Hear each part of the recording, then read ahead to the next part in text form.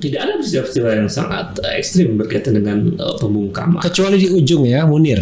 Oh ya, dalam kasus Munir itu terjadi di bulan Oktober. Di ujung ya, di ujung masa pemerintahan. Betul. Di ujung. Dan dia kritik biasa aja di masa Megawati. Oke. Nah, saya melihat ya data-data itu kemudian ya membenarkan analisis bahwa rezim ini memang mengarah kepada satu kesimpulan penting.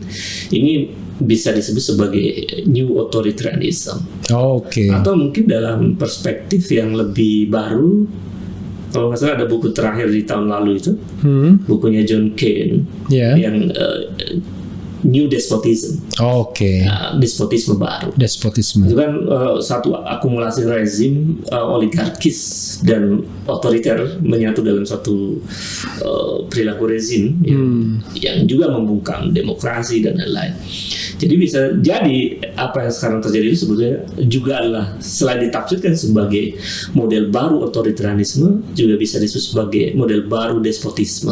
Oke. Nah, itu kan analisis akademik. Iya. Saya kira sah-sah saja saya menggunakan. Oh iya, dan orang luar negeri juga bikin buku yang begitu-begitu juga sah-sah aja kan. Bahkan ketika dia ada buku yang The Man of Contradiction. Iya. Itu kan juga, ketika dia di sini malah interview langsung dia. Iya, betul. Ketemu langsung nggak dia apa-apain juga ya. Betul. Jadi itu demokrasi. Jadi Tapi kalau kita bicara tipologi ya, misalnya orang mengatakan zaman Orde Lama, kita kan tidak bisa mengatakan Orde Lama tidak otoriter, Orde Lama juga otoriter. Tapi pemerintahannya coraknya tunggal. Ya, jadi a single, katakanlah single fighter. Bung Karno itu betul-betul pemain tunggal. Yang lainnya itu berkelahi sendiri, tapi tidak menopang Bung Karno secara ini. Bung Karno muncul sebagai sosok yang ibaratnya ya mengatasi segalanya dengan harismanya. Zaman Orde Baru, otoritarianismenya dianggap lebih terorganisir karena ada topangan ABG itu kan, ABRI, birokrasi dan Golkar, sehingga lebih efektif, jauh lebih efektif, dan melalui prosedur berpemilu terus. Jadi ada legitimasi formalnya. Kalau Anda lihat sekarang perpaduan. Ini kita bicara akademiknya ya. Stylingnya seperti apa? Kalau kita bisa melihat apa yang sekarang terjadi, ya semacam tipologinya lah ya, atau stylingnya juga bisa kita lihat. Polanya memang agak lebih liar menurut saya. Lebih tidak beraturan. Tapi tidak single fighter juga. Tidak single fighter. Karena Jokowi bukan satu-satunya faktor yang membuat demokrasi buruk. Tetapi dia menjadi bagian dari buruknya demokrasi.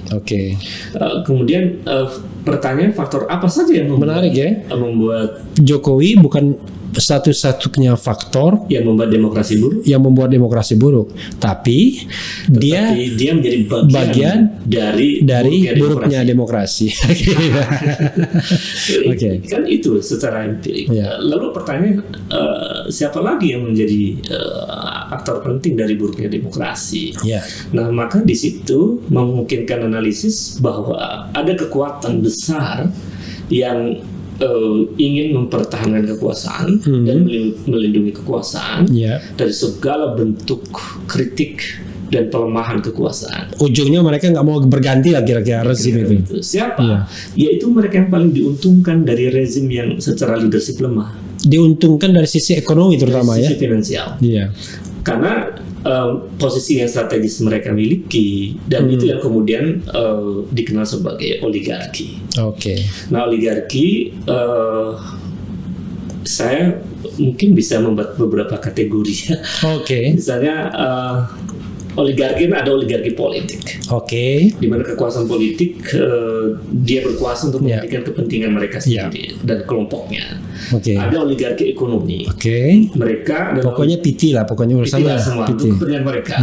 Oligarki. Nah, yang berbahaya itu kombinasi dari dua ini yang disebut dengan peng-peng oleh Dr. Rizal Ramli ya. Itu berbahaya. Dan saat ini ada. Kemudian ada juga Bung Refli yang lebih ekstrim lagi, apa yang disebut dengan predatory oligarki. Oligarki predator. Jadi sudah dia oligarki tapi makan juga dia. Makan orang lebih rakus. Orang lemah pun dia makan sama dia. Lebih rakus. Nah, oke. Kalau kita bicara oligarki, itu kan tidak satu. Oke. Tidak satu. Kalau misalnya kita bicara oligarki bisnis dan politik, kan mestinya kan memang dia punya pengaruh politik dan punya pengaruh ekonomi. Kalau oligarki ekonomi kadang-kadang kita susah menyebut siapa aja karena kadang-kadang pelakunya nggak kelihatan. Ternyata dia loh cukongnya, kira-kira begitulah ya. Padahal dia nggak kelihatan. Tapi kalau oligarki politik kan kelihatan. Nah, menurut Anda kira-kira ya, kalau Anda ngira-ngira tanpa harus menyebut nama, karena nama kan sudah pasti kita ditorpedo langsung. Itu berapa orang sih oligarki di sekitar presiden yang kuat sekarang ini secara politik? Kalau saya lihat ya hanya 5 ya, oke, 1 itu, 2 itu, 3 itu. 1, 2, 3, 4, 5 ya. 5. Ini pada periode pertama sama atau beda? Sudah berubah? Yang 3 sama. 3 sama? Yang 3 sama. 2 baru. 2 berganti ya? Iya, ada pergantian. Oke. Dan itu yang bahkan dalam analisis yang saya pahami itu menentukan sekali seluruh proses kebijakan. Dan celakanya mereka masuk kategori yang tadi ya, politik, ekonomi dan predator tadi. Itu menyatu di lapisan elit. Dan meskipun oligarki politik sekarang itu mulai ada tanda-tanda terjadi friksi. Dan itu berita bagus bagi demokrasi kan? Iya, saya kira perbedaan itu kan ada menandakan ada persoalan yang serius di lapisan elit. Yang kuno mereka justru mengalami. Jadi ketika kita tidak bisa berharap bahwa demokrasi kita tumbuh flourish secara baik, maka kita hanya mendoakan ada friksi di antara oligarki. Betul. Jadi di situ ada peluang ya? Ada peluang untuk mengoreksi bahwa praktek-praktek oligarki itu sesuai membahayakan masa depan demokrasi. Ya, saya berharap dengan friksi itu presidensial threshold 0 jadinya. Nah itu dia. Karena ya presidensial threshold menjadi pintu untuk permainan oligarki. Iya, itu kan kunci oligarki kan. Betul. Tapi begitu satu oligarki nggak dapat jatah, yang ini dapat jatah, dan mereka tidak bisa direkonsiliasi, dikompakkan, pasti kan mereka menuntut untuk dibuka ini ya persentasenya itu. Ya, saya kira itu peluang ya. Peluang ya, untuk memungkinkan tren perubahan. Itu adalah harapan demokrasi yang paling buruk lah. Betul. Oke, kita bergerak dari tadi masalah korupsi, masalah politik. Anda mau bergerak kemana lagi untuk melihat ini semua? Saya kira yang top mind Anda kan? Iya, tadi korupsi, politik atau demokrasi ya. Iya. Kemudian ekonomi. Yang ketiga. Ekonomi yang paling parah di mana? Paling parah itu adalah pada janji-janji ekonomi yang ternyata tidak mampu dipenuhi. Angka pertumbuhan ekonomi yang berjanji 7%. Ini kan sudah 7%. 7% dari minus 5%. Itu kan year on year. Year on year kan. Tapi kalau dari key on key kita bisa lihat hanya sekitar 3,3%.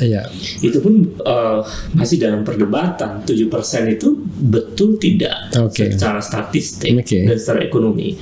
Karena kan kalau pertumbuhan yang normal itu modelnya semacam V ya. Jadi turun naik. Yang sekarang kan tidak V bentuknya. Turun, ada naik, tapi ada turun. Karena yang naiknya hanya lapisan elit kan.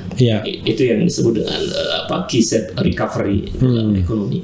Nah, saya melihat ini angka pertumbuhan ekonomi yang semu sesungguhnya.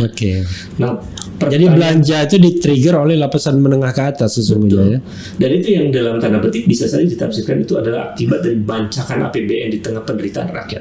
Termasuk juga kemudahan-kemudahan relaksasi pajak dan lain sebagainya. Sementara pajak sembako mau kan jadi perdebatan ya, dan ada kritik akhirnya punya alasan bahwa sembakonya maksudnya sembako premier kan. Nah saya lihat itu dari sisi ekonomi, dari angka pertumbuhan ekonomi misalnya. Kemudian dari sisi lapangan pekerjaan. Kalau pertumbuhan dari yang paling dari dulu masalah kan pemerataan pasti, yang paling dari awal kan. Dan ketika angka pertumbuhan ekonomi naik, itu kan konsekuensinya akan ada lapangan kerja baru. Tidak ada PHK di situ. Tapi sekarang PHK masih terjadi. Dan kalau kita lihat angka pertumbuhan ya, Bung Refli, kan kita tahu bahwa dalam 6 tahun terakhir itu kan standar rata-rata 5, ada sempat 4,5,2% misalnya. Dan kita ternyata sempat minus 2,07%. Dan sekarang diklaim naik 7%, itu kan masih dalam perdebatan secara teori ekonomi. Jadi, tapi memang persoalannya kalau ekonomi ini, terlepas saya bukan orang ekonomi, Bung juga bukan orang ekonomi, tapi memang kan permasalahan utamanya adalah pertumbuhan itu dikerek dari lapisan elit ke atas kan masalahnya kan, sehingga agregatnya tumbuh tapi disparitas makin lebar. Betul, itu yang terjadi ya. Iya. Saya melihatnya lebih kepada politik ekonominya ya. Ramai-ramai aja, yang jadi, kaya makin kaya, miskin makin miskin. Itu yang terjadi sekarang. Dan itu terkonfirmasi di perbankan. Karena orang-orang kaya yang punya uang di bank makin banyak. Tapi orang miskin juga makin banyak. Di banknya maksudnya Bank of Singapore gitu. Enggak, di bank nasional kita bisa aja. Berapa orang sih yang kemudian kekayaannya bertambah, itu bisa dicek. Ya, termasuk juga yang tidak bisa dicek di Bank of Singapore. Betul. Jadi saya kira ya itu sisi ekonomi. Kan yang paling empirik dirasakan masyarakat adalah mereka banyak PHK. Mereka susah cari lapangan pekerjaan. Mereka cari uang susah sekarang. Angka jumlah orang miskin itu kan lebih dari 27 juta. Sekarang mungkin bisa bertambah sampai 29 sampai 30 juta. Pengangguran bertambah 2,7 juta. Jadi kalau kita lihat dari angka ekonomi semacam itu ya, saya mengatakan ya kita menghadapi problem. Itu belum kita bahas soal utang misalnya. Ini kan terkait politik ekonomi, politik anggaran. Jadi kalau kita sampai utang terjebak. Kalau kita bicara mengenai ekonomi ya, kan di situ kan ada tim ekonomi yang orang menganggap orang seperti Sri Mulyani kan harusnya kredibel. Ya, pernah menjadi media darling, pernah menjadi orang yang trusted, walaupun sekarang kelihatannya marwahnya udah berkurang jauh. Faktor aktor ini sebenarnya penting nggak dalam soal ini? Oh, penting. Jadi posisi Sri Mulyani itu kan sangat penting dalam soal pengambilan keputusan politik ekonomi kita ya. Dan saya melihat, ini bacaan saya, dan itu kan bisa dibaca dari apa sih maunya Sri Mulyani, apa maunya presiden, dan apa maunya oligarki. Saya melihat di situ terjadi perbedaan. Jadi apa yang dimau Sri Mulyani, saya membaca tidak semuanya dipenuhi oleh presiden. Karena presiden dapat masukan dari oligarki. Akhirnya kebijakan selalu selalu berusaha mengentertain. Betul. Jadi bukan kebijakan rasional semuanya. Betul. Semuanya ada entertain dan ada kompromi kan di situ. Yang membuat kemudian langkah-langkah keputusan ekonomi kita menjadi luar biasa. Tapi dan seorang Sri Mulyani bukan tidak tahu itu, dia tahu betul. Dia tahu. Kenapa dia nggak mundur aja? Saya menduga pada titik tertentu dia akan mundur. Nggak tahu kapan. Karena Sri Mulyani paham bahwa ini lama-lama negara bisa menghadapi situasi yang sangat berat. Pada titik itu saya melihat Sri Mulyani seperti menjadi tameng saja dia. Dari menahan laju kritik besar dari Barat. dari misalnya dari Amerika, dari Eropa dan lain-lain. Karena dia punya akses dan dianggap lebih dipercaya. Betul. Karena orientasi ekonominya lebih ke sana. Betul. Oke. Nah, itu yang membuat Presiden merasa aman kalau Sri Mulyani masih menjadi menteri. Oke. Karena ada garansi di sini. Walaupun perahu sudah belok ke timur, kira-kira begitu. Perahu sudah belok ke timur. Jadi perahu belok ke timur, tapi Menteri Keuangannya masih ke barat. Masih masih punya kaki di barat. Yang ke timur tuh yang oligarki. yang membahayakan kalau kepala ke barat, kaki ke barat, kepala ke timur. Nah, itu yang membuat situasi menjadi sekarang terjadi. Jadi saya melihat akhirnya ekonomi kita menghadapi situasi yang berat. Oke.